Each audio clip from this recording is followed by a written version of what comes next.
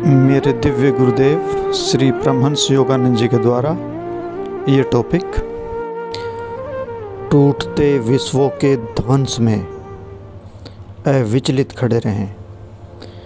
अपने इतिहास में समय समय पर संसार अव्यवस्था में फंसता रहा है। युद्ध के समय यह लाखों मनुष्य के लिए एक यंत्रणा कक्ष बन जाता है। सच्ची प्रसन्नता, चिर अस्थायी प्रसन्नता केवल ईश्वर में ही है। जैसा लिखा जाता है, जिसे प्राप्त करके अन्य कोई लाभ इससे महांतर नहीं है।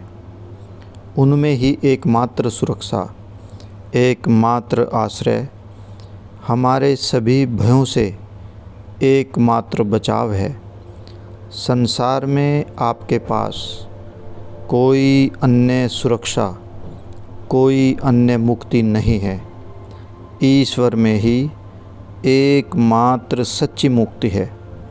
इसलिए प्रातः एवं शाम को ध्यान में और साथ ही अपने दिन के सभी कार्यों एवं कर्तव्यों को करते हुए भी उनसे संपर्क करने का, ईश्वर से प्रेम करने का गहनता से प्रयास करें। क्रिया योग सिखाता है कि जहाँ ईश्वर हैं वहाँ कोई भय, कोई दुख नहीं होता है। एक सफल योगी टूटते संसारों के विध्वंस में अडिग रह सकता है। वह इस ज्ञान के साथ सुरक्षित है कि हे प्रभु, जहाँ मैं हूँ वहाँ आपको आना ही होगा। जब न तो इस संसार के सभी दुख, न ही पाताल लोक के कष्ट भी आपको प्रभावित कर सकते हैं, तब आप एक सम्राट हैं और वहीं आपको अवश्य बनना चाहिए।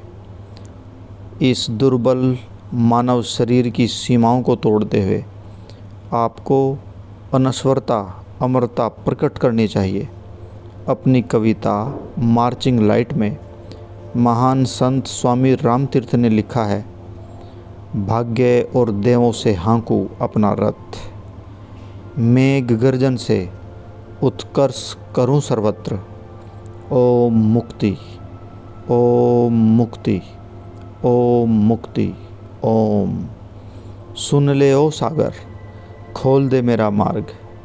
कहने का भाव है कि आपकी आत्मा के अतिशील प्रकाश के समक्ष सागर सूख जाएगा और पर्वत राह से अलग खड़े हो जाएंगे। सावधान ए शैलराज, रोक न मेरा मार्ग। तोड़ूं तेरी पसलियाँ, बिखेर दूँ मैं आज। उनके विषय में सोचिए, ईश्वर के विषय में सोचिए। केवल आत्मा की स्वाधीनता ही सबको पराजित करने वाली है तथा सभी को संतुष्ट करने वाली और नित्य नवीन आनंदमयी है। ईश्वर के इस चलचित्र दुनिया द्वारा भयभीत न हो। इस संसार के डरावने स्वप्न से भयभीत न रहें।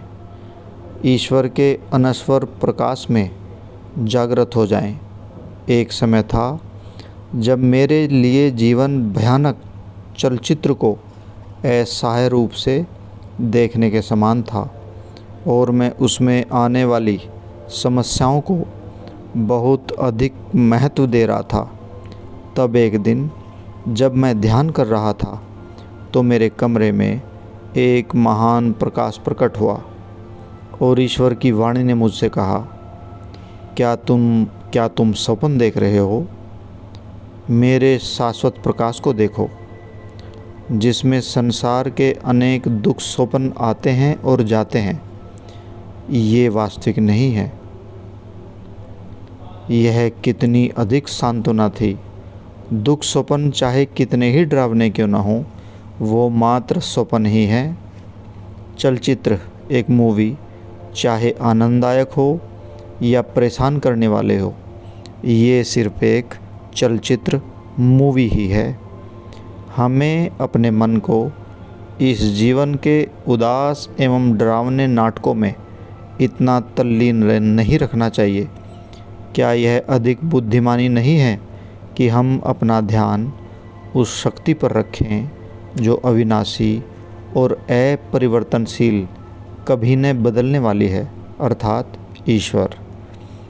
इस संसार चलचित्र के कथानक अप्रिय आश्चर्यों के बारे में क्यों चिंता करते हो? हम यहाँ बहुत थोड़े समय के लिए हैं। जीवन के नाटक की शिक्षा को सीखें और अपनी मुक्ति प्राप्त करें। ईश्वर को अपने जीवन का ध्रुव तारा बनाएं। ईश्वर को अपनी आत्मा का मार्गदर्शक बनाएं। जीवन में जब आप अंधेरी पगडंडियों से गुजरें तो उन्हें अपनी खोज बत्ती सर्च लाइट बनाएं। अज्ञानता की रात्रि में ईश्वर आपके चंद्रमा हैं। जागृति के क्षणों में वे आपके सूर्य हैं और सांसारिक जीवन के अंधेरे सागरों में वे आपके ध्रुव तारा हैं। उनका मार्गदर्शन प्राप्त करें। संसार अपने उतार और चढ़ाव के साथ इसी तरह चलता रहेगा। हम दिशा निर्देश के भाव में हम दिशा निर्देश को कहाँ से खोजें? अपने भीतर आदतों और अपने परिवार, अपने देश तथा संसार के वातावरण के प्रभाव से जागृत पूर्व आग्रह से नहीं, अपितु अपने भीतर सत्य की आवाज़ के मार्गदर्शन में खोज कर सकते हैं। मैं प्रत्येक क्षण में केवल ईश्वर का ही चिंतन करता हूँ। मैंने अपने हृदय को ईश्वर के आश्रय में दे दिया है। मैंने अपनी आत्मा को उनके प्रभाव में सौंप दिया है। अपना प्रेम, अपनी भक्ति मैं उनके अनंतता के चरणों में समर्पित करता हूँ। ईश्वर के अतिरिक्त किसी दूसरी वस्तु का भरोसा न करें और फिर ईश्वर के आंतरिक निर्देशन द्वारा उनका भरोसा करें जो उनके प्रकाश को प्रकट करते हैं।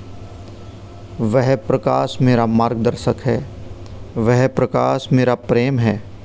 वह प्रकाश मेरा ज्ञान है और वह मुझे बताता है कि उसका सद्गुण कैसे विजयी हो रहा है और सदा विजयी होता रहेगा। ईश्वर का निर्णय बिल्कुल सही है। मैं इस युद्ध के विषय में चिंता किया करता था, परंतु जब मैंने प्रार्थना की मुझे बहुत शांति मिली। प्रभु, मैं निर्णय करने वाला व्यक्ति नहीं हूँ। आप ही मानव जाति और राष्ट्रों के न्यायाधीश हैं। आप सभी के कर्म को जानते हैं और जो आपका न्यायाधीश आदेश होगा वही मेरी इच्छा होगी। इस विचार ने भारत के लिए भी मेरी चिंता को दूर कर दिया, क्योंकि मैं जानता हूँ कि ईश्वर उसकी रक्षा करेंगे। हमें ईश्वर के निर्णय पर अधिक निर्भर रहना सीखना चाहिए और वह केवल संसार रूपी नाटक में प्रत्येक कार्य की समाप्ति पर जाना जाता है। युद्ध के बीच उनका निर्णय नहीं समझा जा सकता, परंतु समय के साथ हम देखेंगे कि संघर्ष में उनका एक महत्वपूर्ण योगदान भी था। तुरंत निष्कर्ष और उसके उपरांत जो भी घटेगा वह उसके निर्णय के अनुसार ही होगा, उस कर्म के अनुसार जो प्रत्येक राष्ट्र ने, उस राष्ट्र में प्रत्येक व्यक्ति ने कमाया है। इस युद्ध की अग्नियों से एक महानतर विश्व की उत्पत्ति होगी। इसको याद रखें। निर्दयी शक्ति कभी भी अंतिम विजेता नहीं होती। वैसा आप इस युद्ध में देखेंगे। ईश्वर का सद्गुण ही विजयी होकर उभरेगा। सभी देशों में अमेरिका सौभाग्यशाली है और उस संकट के होते हुए भी जिससे अब ये गुजर रहा है, यह सौभाग्यशाली रहेगा, क्योंकि उसके हृदय में आक्रमण की कोई भावना नहीं है। भारत के आध्यात्मिक आदर्शों और अमेरिका के आदर्शवादी भौतिक सक्रियता के कल का महान प्रकाश उत्पन्न होगा। भारत की ध्यान करने और ईश्वर के साथ संपर्क करने की तीव्र इच्छा और अमेरिका की सही क्रियाशीलता की प्रेरणा, जिसका उद्देश्य है विकसित होना और संसार की सहायता करना, ये एक सच्चे योगी का सद्गुण है। तथा अमेरिका और भारत के ये आदर्श विश्व के उद्धारक होंगे। वे व्यक्ति तथा उस विश्व के लिए जिसमें वह रहता है कि मोक्ष के मार्ग सच्चे सार तत्व का प्रतीक है। इन सद्गुणों को राष्ट्र स्तर से व्यक्तिगत स्तर पर लाने से हमें योग का सार तत्व प्राप्त होता है, और वह है ध्यान एवं कार्यकलाप तथा मानसिक अनासक्ति। वह व्यक्ति जो इस प्रकार जीवन जीता है, चाहे उसका बाहरी परिधान सन्यासी हो अथवा गृहस्थ का, वह प्रबोधन के सुनिश्चित मार्ग पर चलता हुआ एक सच्चा सन्यासी और एक सच्चा योगी ही है। जय गुरु जी।